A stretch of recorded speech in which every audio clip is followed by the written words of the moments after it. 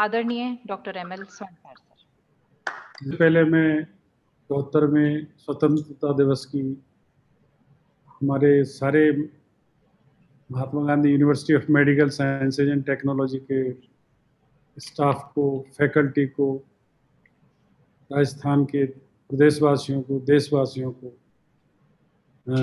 इस स्वतंत्रता दिवस पर तहे दिल से हार्दिक बधाइयाँ, शुभकामनाएं।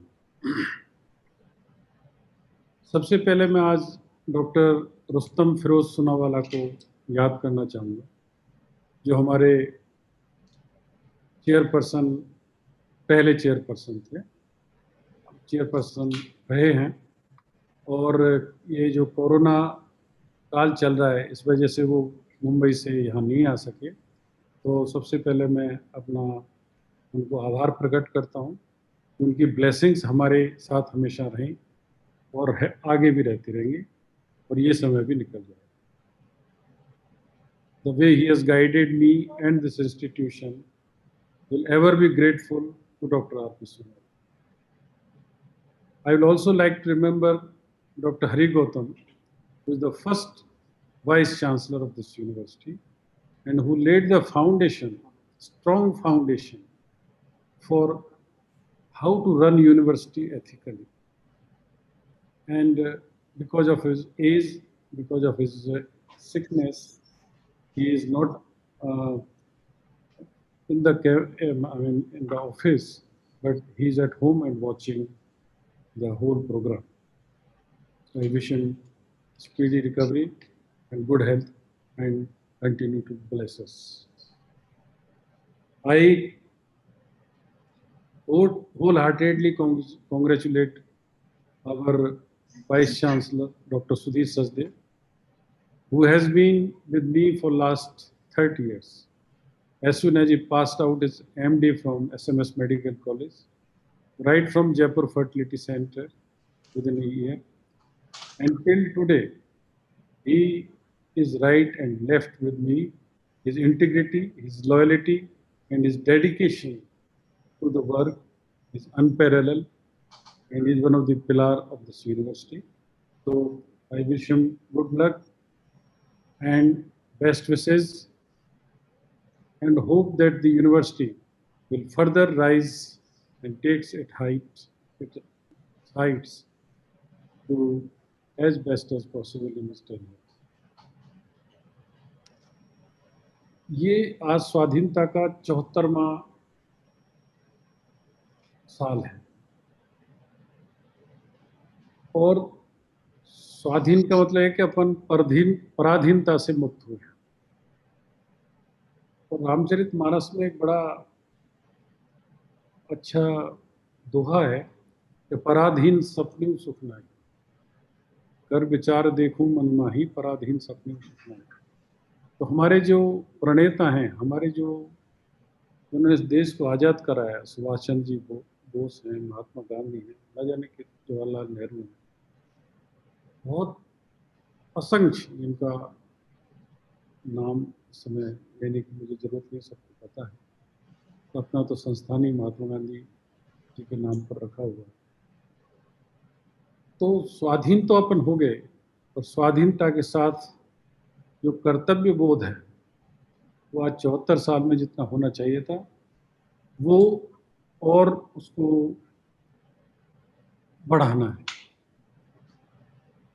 सिर्फ स्वतंत्रता से ही काम नहीं चलेगा, अपने कर्तव्य बोध का परायण होना बहुत ज़्यादा जरूरत है, उसकी बहुत ज़्यादा जरूरत है।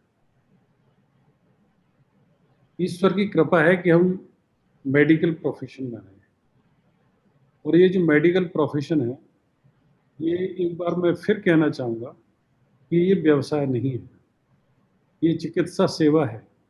एजुकेशन जो हम मेडिकल एजुकेशन के रूप में दे रहे हैं, और हेल्थ केयर, मेडिकल केयर जो चिकित्सा के रूप में हम प्रदान कर रहे हैं, ये दोनों ही सेवा के कार्य, सेवा के कर्म हैं। और जो इसका जो व्यावसायिक पार्ट है, वो इसका एक साइड बेनिफिट है। इसलिए जब तक इसको सेवा की तरह अपन यूज करेंगे, सेवा की तरह इसको मानेंगे, सेवा की तरह इसमें कर्तव्य परायणता रखेंगे, तो हम और फलेंगे फूलेंगे, ऐसा मेरा विश्वास है। और ये मैं 30 साल में इसका खुद व्यक्तिगत अनुभव भी कर चुका हूँ। मैं आज थोड़ा-सा कोरोना जो मैं ये किस तरह से शुरू हुआ, ये इंसिडेंस आज थोड़ा-सा मैं नरेट करना चाहूँगा कि जब देश में कोरोना के शायद कोई केस आया भी नहीं था, चाइना में कोरोना शुरू हुआ था और काफ़ी पीक पे था वुहान में। तो डॉक्टर आदित्य मिश्रा एक दिन मेरे पास आए थे, किसी काम के लिए, जो हमारे मॉलिक्यूलर बायोलॉजी के डॉक्टर हैं। तो मैंने उनसे पूछा, मैंने भाई ये कोरोना तो आना शुरू हो गया वर्ल्ड में, चाइना में काफ़ी न्यूज़ आ रही है इसकी, हो सकता है इंडिया में भी आ जाए, तो अपनी क्या तैयारी है इसमें? तो बोला सर अभी थोड़े दिन पहले एक कंपनी वाला आया था, तो उनसे हमने 200 किट्स ले लिए, आप चाहेंगे तो हम कर देंगे, पर हम ऑफिशियली ऑथराइज नहीं। मैंने कहा मैं इसके लिए सरकार से बात, ये बात है इसी साल की 2020 के 16 जनवरी। और जब फरवरी या मार्च में honourable chief minister Shri Ashok Gehlot ji ने मीटिंग बुलाई डॉक्टर्स के साथ और पूछा कि भाई हम कितने टेस्ट पर डे कर सकते हैं, तो मेरे को भी बुलाया गया। मैंने बोला, मैं पूछ के गया कि भाई कितने कर सकते हैं? बोले सर 200 तो हम आज ही कर सकते हैं और 500 टेस्ट हम कल से विद इन 24 आवर्स 48 आवर्स हम करने लग जाएंगे, इतनी हमारी क्षमता है। तो पूरा सरकार का जो तंत्र वहाँ बैठा हुआ था, माननीय चिकित्सा मंत्री जी थे, एसीएस साहब भी थे, सारे चीफ सेक्रेटरी साहब भी थे, सभी लोग थे, पूरे डॉक्टर्स बैठे हुए थे, जो बड़े बड़े डॉक्टर्स हैं, प्रेजेंट और रिटायर्ड सभी लोग बैठे हुए थे। तो उन्होंने बोला भाई एसएमएस वालों ने कि हम 100 टेस्ट पर डे कर सकते हैं और 100 से ज़्यादा 200 कर सकते हैं। तो सीएम साहब ने बोला कि जब प्राइवेट हॉस्पिटल 500 टेस्ट कर सकता है पर डे, तो अपन कम क्यों कर रहे हैं? वहाँ से एक प्रेरणादायी ये चीज़ मिली और आज हम 500 टेस्ट से आज लगभग 2500 टेस्ट पर डे पर आ गए हैं और 2000 तो एक दिन में कर सकते हैं। 24 घंटे के अंदर 2,500 से 3,000 तक की रिपोर्ट हम दे सकते हैं और हम ये कर भी रहे हैं। और सरकार से हमने ये लिखित में हमारा प्रतिबद्ध है कि वो जो सप्लाईज कंज्यूमर्स को देते हैं, तो हमारी सारी जो सर्विसेज हैं वो टेस्ट के लिए फ्री हैं। दूसरा मैं जो नाम यहाँ पे कहना चाहूँगा जिसके आधार पर मैंने सरकार को कमिट किया, वो है डॉक्टर आशीष जैन। मैंने डॉक्टर आशीष जैन से पूछा, मैंने कहा भाई मैं आज मीटिंग है, एडिशनल चीफ सेक्रेटरी साहब रोहित कुमार सिंह जी ने बुलाई है, तो कहना है कमिट कि भाई हम कोरोना, तब तक कोई इस तरह का स्ट्रिक्टनेस नहीं थी, हम कोरोना पेशेंट्स को ट्रीट करने के लिए अस्पताल को अधिकृत कर लें। बोला सब कर लीजिए, मैं हूँ। उससे मुझे बड़ा कॉन्फिडेंस आया और मैंने बाद में पूछा भी डॉक्टर आशीष से कि मैं भाई तुम में इतना कॉन्फिडेंस, इतनी निडरता आई कहाँ से? उन्होंने बोला सर मैं जब गंगाराम में था उसमें स्वाइन फ्लू पीक पे था और स्वाइन फ्लू में डेथ रेट्स भी काफ़ी, तो मेरा तब से डर निकल गया।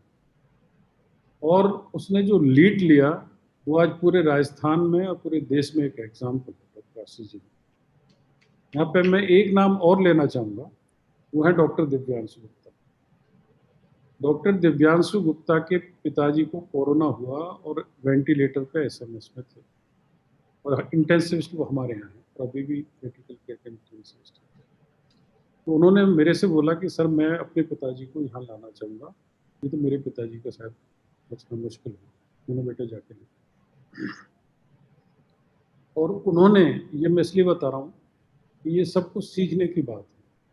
उन्होंने अपने पिता को उस समय पीपी किट वगैरह जब शुरू हुए थे आना, सारा राउंड द क्लॉक 24 घंटे जग के 24 घंटे अपना मेडिकल कर्म भी निभाया और एज ए जो जो सन का धर्म होता है, पुत्र धर्म होता है, उसको भी, और अपने फादर को डेथ के क्लचे से निकाल के लिए। तो ऐसे ही सारे डॉक्टर्स को मेरी उनसे विनम्र प्रार्थना है कि सारे पेशेंट्स को अपने माता पिता भाई बहन की तरह माने और उनकी सेवा करें। इसका मैंने दिव्यांश को बोला भी, मैंने दिव्यांश, तुमने न केवल चिकित्सकीय धर्म निभाया है बल्कि पुत्र धर्म का भी बड़ा अच्छी तरह से निर्वाह किया। तो ये मैं दो डॉक्टर्स हैं जिनके आपको नाम लेना चाहूँगा, जो कि रोल मॉडल हैं। और मैं अब एक मैनेजमेंट से, स्पेशली हमारे honourable chairperson doctor M L Sonkar से, और मेरे छोटे भाई और जो मैनेजिंग ट्रस्टी है राम रतन सोनी जी, उनसे ये अनुरोध करना चाहूँगा कि ये संकट जो कोरोना का है, जो बढ़ रहा है, ये आसानी से खत्म होने वाला नहीं। आप ये मान के चलें कि 6 महीने से और साल भर तक तो इसमें लगेगी। इस दौरान अभी लगातार 5-7 दिन से मेरे पास पेशेंट्स के फ़ोन आते हैं, शायद आप लोगों के पास भी आ रहे होंगे, कि हमारे पास आईसीयू में जगह नहीं है, जबकि हमने लगभग 300 पेशेंट्स की फैसिलिटी क्रिएट कर रखी है। प्राइवेट रूम्स नहीं है। प्राइवेट रूम्स कम है, कोई बात नहीं, जनरल वार्ड में पेशेंट वैसे, पर आईसीयू फैसिलिटीज़ को बढ़ाना और ज़रूरी है। तो जो जनरल वार्ड्स हैं, तो मेरा इन से, मैनेजमेंट से और डॉक्टर सुधीर से सबसे अनुरोध है, बाकी मेडिकल जो टीम है, कि जल्दी से जल्दी कम से कम 50 आईसीयू बेड्स और बढ़ाएं। इतने पेशेंट्स के फ़ोन आ रहे हैं, भगवान की कृपा से, ईश्वर की कृपा से अपना इतना अच्छा नाम हो रहा है इसमें, एक पॉजिटिव मैसेज सोसाइटी में जा रहा है। हम वास्तव में हेड ऑन इसको लिया है, और इसका मुझे लगता है कि ईश्वर की तरफ से अपने को बहुत ज़्यादा आशीर्वाद मिलेगा, ऐसा मेरा मानना है। तो इसमें 50 बेड 2 महीने या 3 महीने के अंदर तुरंत बढ़ाइए आप। 15 बेड की शायद डॉक्टर विकास बोल रहे थे कि मैंने ऑलरेडी तैयारी कर ली है, और लगातार इसमें कोई कमी नहीं छोड़ा। 500 बेड्स को कैसे भी करके 2 महीने में लाएं। बाकी जो एमसीआई की रिक्वायरमेंट है 250 सीट्स के लिए, पीजी सीट्स के लिए, वो भी साथ में चलते रहे, कोई कंप्रोमाइज़ नहीं हो। इसमें आपको दिन रात अथक प्रयास करना पड़ेगा, परे बढ़ाने। साथ में मैं ये भी कहना चाहूँगा कि इससे थोड़ी सी नॉन कोविड सर्विसेज न केवल अपने अस्पताल में, दूसरी जगह भी इफेक्ट है। और ये थोड़ा एक मैसेज भी जा रहा है कि भाई ये कोविड सेंटर की तरह हम थोड़े से ज़्यादा पॉपुलर होते जा रहे हैं। होना भी चाहिए, बहुत अच्छी बात है। जैसे सैनिक है, वो उसको सियाचिन पे भेजा जाता है, वहाँ भी लड़ता है, और उसको जैसलमेर बाड़मेर के बॉर्डर पर मरू स्थान पर भेजा जाता है, वहाँ भी लड़ता है, पठारी इलाके में भी लड़ता है। सेना का धर्म है, सेना में एक डिसिप्लिन होता है। जैसे हम भी इस शरीर के, जब कोई बीमारी हो जाती है, उसके एक तरह से सैनिक है। तो हमें ये नहीं सोचना है कि भाई ये अच्छा केस है, नॉन इन्फेक्टिव केस है, ये कार्डिक केस है, या लीवर ट्रांसप्लांट का केस है, या किडनी ट्रांसप्लांट का केस है, या कोई और बीमारी है। बीमारी बीमारी है। ये आपको ईश्वर ने बहुत बड़ा मौका दिया है, आप इसको समझें। इससे बड़ा कोई, इस सेवा से बड़ा कोई चिकित्सा, सेवा से बड़ी कोई भगवान की पूजा ही नहीं हो सकती, ईश्वर की इससे बड़ी कोई आराधना ही नहीं हो सकती।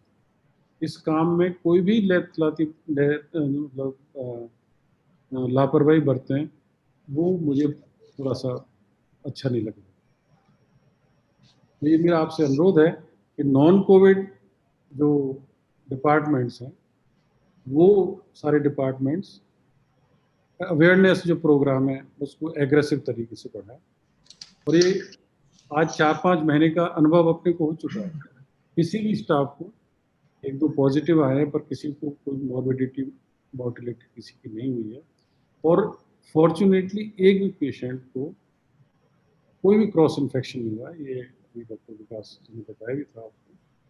तो इससे बड़ा क्या प्रूफ हो सकता है कि हजारों पेशेंट्स अपन ने देखे, किसी को कोई यहाँ से महात्मा गांधी अस्पताल से लेके कोविड नहीं गया, कोविड लेके नहीं गया।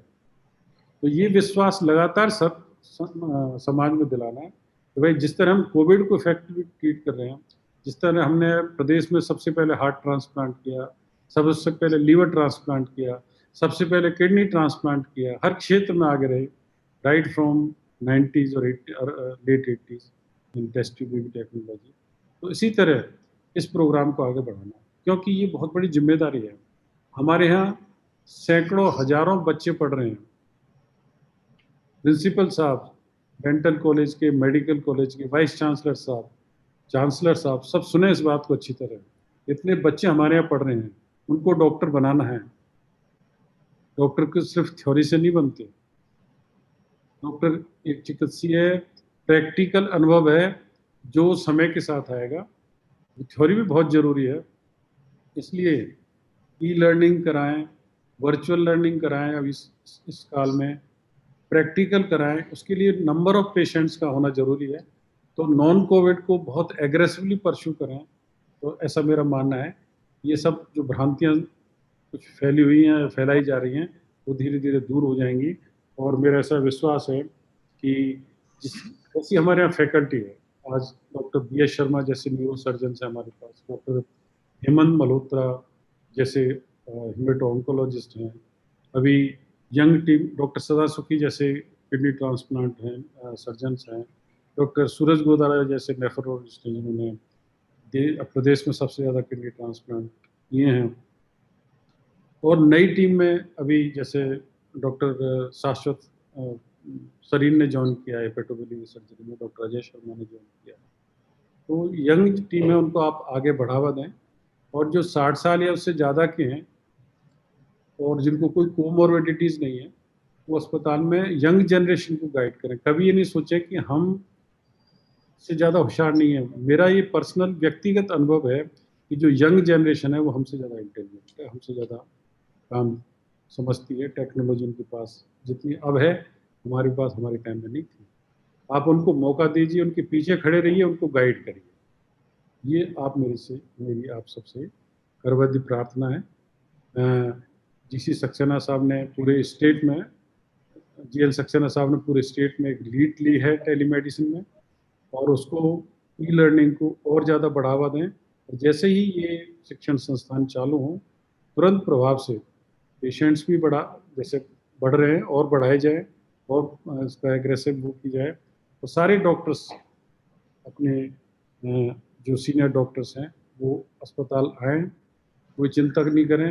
आप अवेयरनेस जानते हो, लक्षण भी पहचानने लग गए, उतनी कोई चिंता वाली बात इसमें है नहीं। और कई तरह के प्रोग्राम चेयरमैन साहब ने चलाए हैं, इसमें फाइनेंशियल बेनिफिट्स, इंश्योरेंस स्कीम्स, ये एक मानसिक सुरक्षा है साथ साथ में, वो अपनी जगह है। पर यदि आप अर्ली डिटेक्शन कर लेते हैं तो मेरे हिसाब से किसी भी डॉक्टर को, नर्स को कोई चिंता करने की ज़रूरत नहीं है। तो अच्छी तरह पेशेंट्स का इलाज करें, ऐसी मेरी सबसे प्रार्थना है। दूसरा जो मैं आपसे कहना चाहूँगा कि जो क्रिटिकल केयर पे अभी कोविड में जो भार आ रहा है, जो हैवी लोड आ रहा है, उसके लिए जो आईसीयू में पेशेंट भर्ती है उसको तो डॉक्टर आशीष जैन और डॉक्टर आनंद जैन, दिव्यांश जो उनकी टीम है वो देखे, क्रिटिकल केयर और एनेस्थीसिया वाली।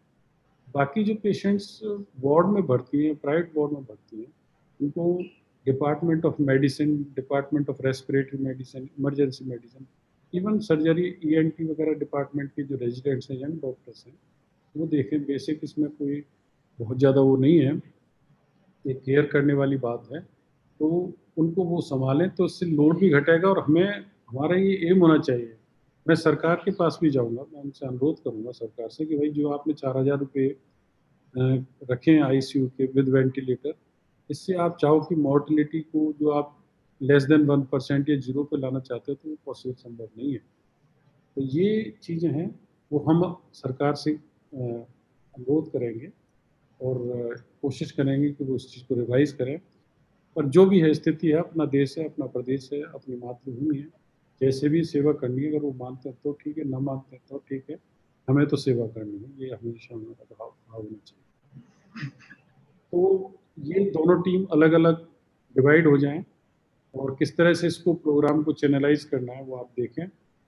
और साथ में ही एक कम्युनिकेशन की, जो अपना हॉस्पिटल ऐसा है जो फिजिकली काउंसलिंग कर रहा है 3 घंटे डेली पेशेंट्स के अटेंडेंट्स की, और जो पेशेंट के अटेंडेंट्स वहाँ नहीं रहते हैं उनको फ़ोन करते हैं, उसके बाद भी उतना मतलब 100% सेटिस्फेक्शन नहीं आ पाता है। पेशेंट में। तो इसके लिए जो management, business, hospital administration, business management के लोग हैं, उनका एक कॉल सेंटर बनाया जाए, उसमें नर्सिंग का भी स्टाफ हो, एक दो डॉक्टर्स भी हों, और लगातार पेशेंट से कम्युनिकेशन बना रहना चाहिए। तो पेशेंट की अटेंडेंस है, जो डॉक्टर्स काम कर रहे हैं, पेशेंट इस चीज़ को नहीं समझ पा रहे हैं कि 6-6 घंटे पीपीई किट में रहना कितना मुश्किल है। ना वो फ़ोन ले जा सकते अपने साथ, ना कोई और दूसरा काम कर सकते। तो उनके लिए आपको सहयोग देना पड़ेगा और पेशेंट से कम्युनिकेशन भी बराबर आपको रखना पड़ेगा। तो ये मेरी एक सबसे एडमिनिस्ट्रेशन से एक गुजारिश है कि वो इसको तुरंत प्रभाव से इम्प्लीमेंट करें।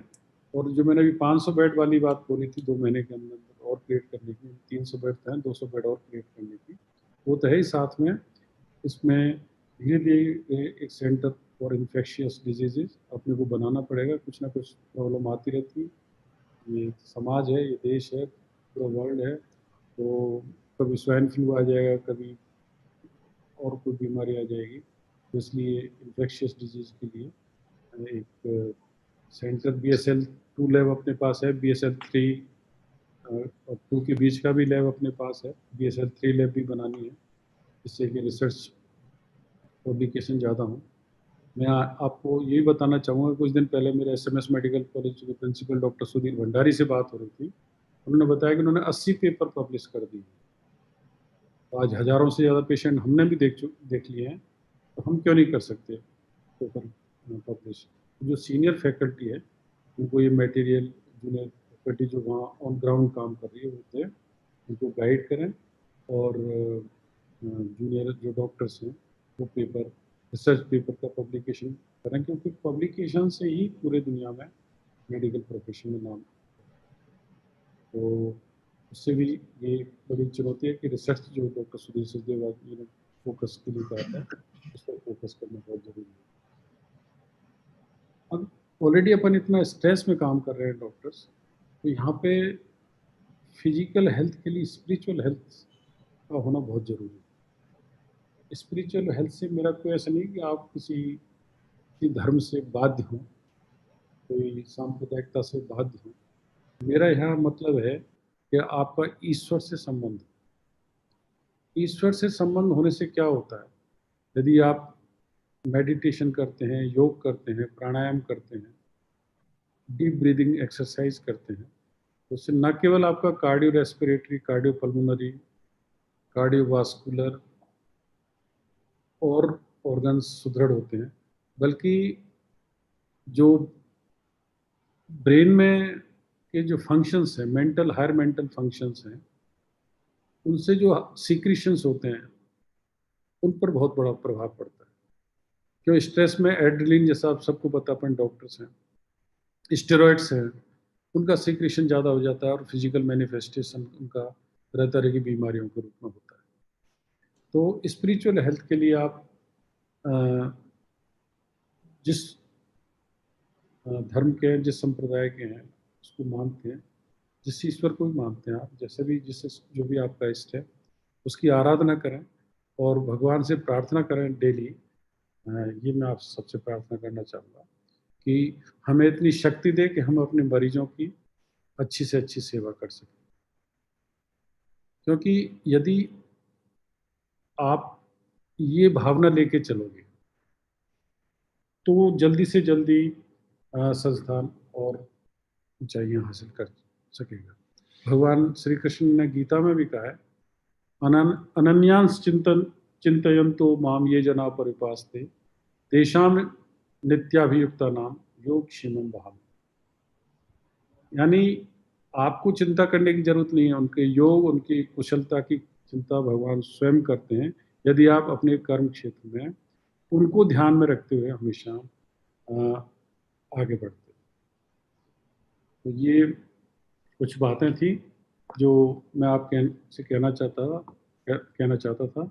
और दूसरी जो इम्पोर्टेंट बात है वो ये है, जो मैं सारी राजस्थान की मेडिकल फ्रेटर्निटी को, नर्सिंग फ्रेटर्निटी को, पैरामेडिकल फ्रेटर्निटी को देना चाहता हूँ कि महात्मा गांधी अस्पताल हर डॉक्टर के लिए, हर नर्स के लिए, हर पैरामेडिकल के जो भी हमारे भाई हैं बहन हैं उनके लिए हमेशा खुला हुआ है। जी जान से यदि आपको कोई प्रॉब्लम आती है, आप अपनी क्षमताओं को, अपने अस्पताल की क्षमताओं को पहचानें। अदरवाइज आप महात्मा गांधी अस्पताल तुरंत प्रभाव से आएँ।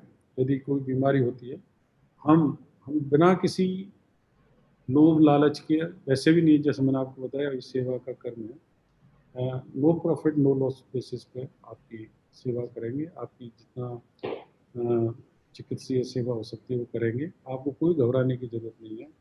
महात्मा गांधी अस्पताल पूरी मेडिकल फ्रेटर्निटी के लिए 24/7/365 डेज खुला हुआ है, तो वो आप हमेशा इसके लिए साथ रहें।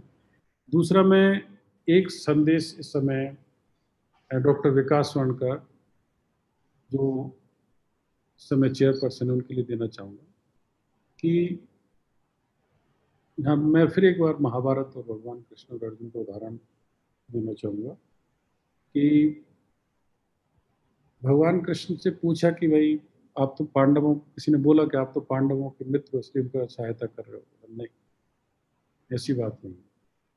मेरे लिए ना कोई मित्र है, ना मेरे लिए कोई दुश्मन है। मैं धर्म के साथ हूँ। तो जब आप अपने ऑफिस में हो एज ए चेयरपर्सन, आपको जो जिम्मेदारी दी गई है, तो जो आपका धर्म है उसको, संस्थान को बढ़ाना है, समाज को एक शिक्षा, समाज को अच्छी चिकित्सा सेवा देनी है। बाकी जो रिश्ते नाते हैं, चाहे वो पिता के हैं, चाहे पुत्र के हैं, चाहे माता के हैं, चाहे भाई के हैं, चाहे और कोई रिश्ते के हैं या मित्र के हैं, वो नाते उनको सिर्फ घर तक रखिए।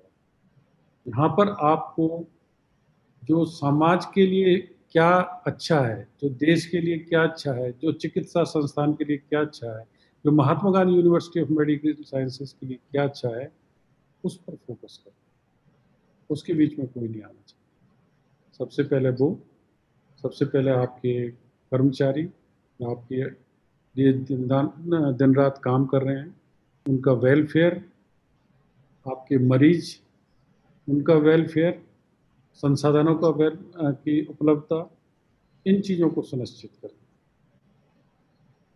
बाकी जो संबंध हैं वो संयोगवश हैं, आते हैं जाते हैं, ये चलते रहेंगे।